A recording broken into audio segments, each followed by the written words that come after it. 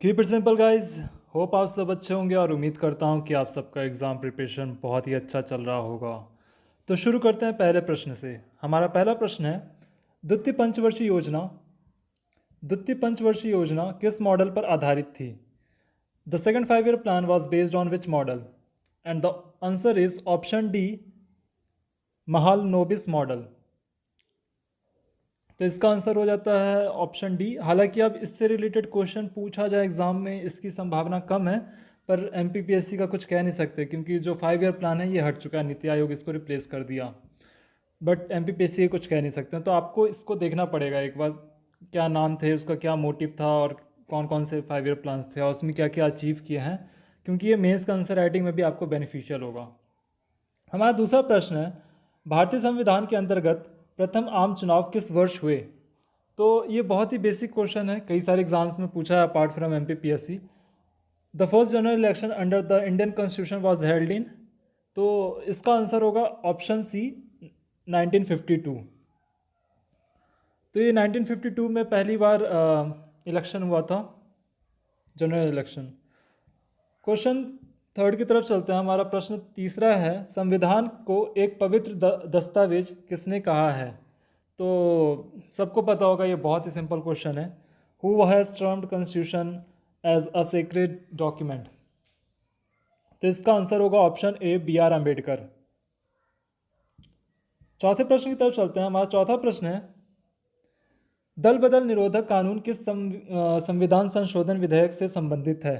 Which amendment of the constitution relates to anti defection law? Anti defection law से related हर साल कुछ ना कुछ क्वेश्चन पूछते हैं, और इससे रिलेटेड आप शेड्यूल भी पता कर लीजिएगा। ये आपका होमवर्क है, आप कमेंट सेक्शन में मेंशन कर सकते हैं। वैसे इस पर्टिकुलर क्वेश्चन का आंसर होगा option B, 52। 52nd 52nd amendment जो हुआ था उसमें ये एंटी डिफेक्शन लॉ के बारे में बात किया गया है।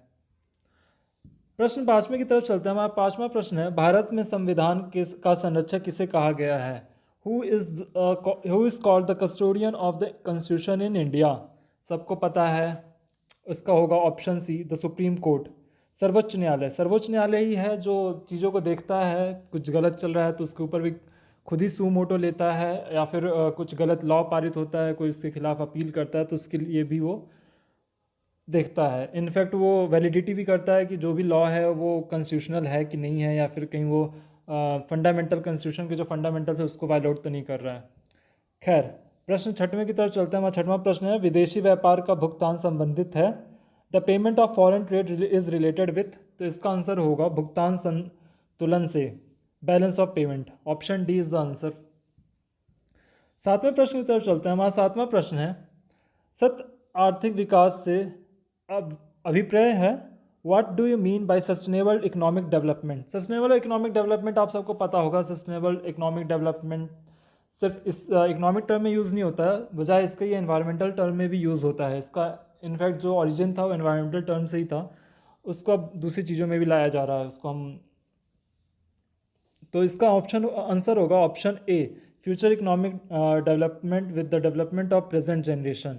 वर्तमान पीढ़ी के विकास के साथ साथ भविष्य का आर्थिक विकास भी।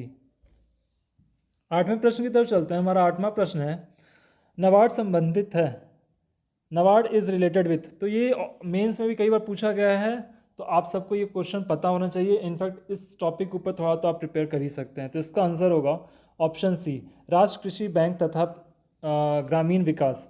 तो इसका आंसर होगा national agriculture bank and rural development. नौवें प्रश्न की तरफ चलते हैं। हमारा नौवां प्रश्न है, लिखित संविधान का प्रारंभ किस देश से हुआ? From which country tradition of written constitution begin?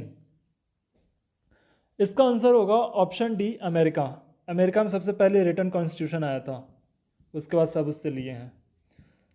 दसवां और हमारा आखिरी प्रश्न भी है। दसवां प्रश्न है, तरकुंडे समिति का गठन किस उद्देश्य से किया गया था? Why the Tarkunde committee was constituted?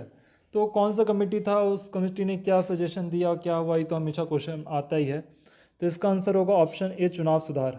Option A for election reforms. So guys, इस पर्टिकुलर वीडियो में इतना ही। Thank you.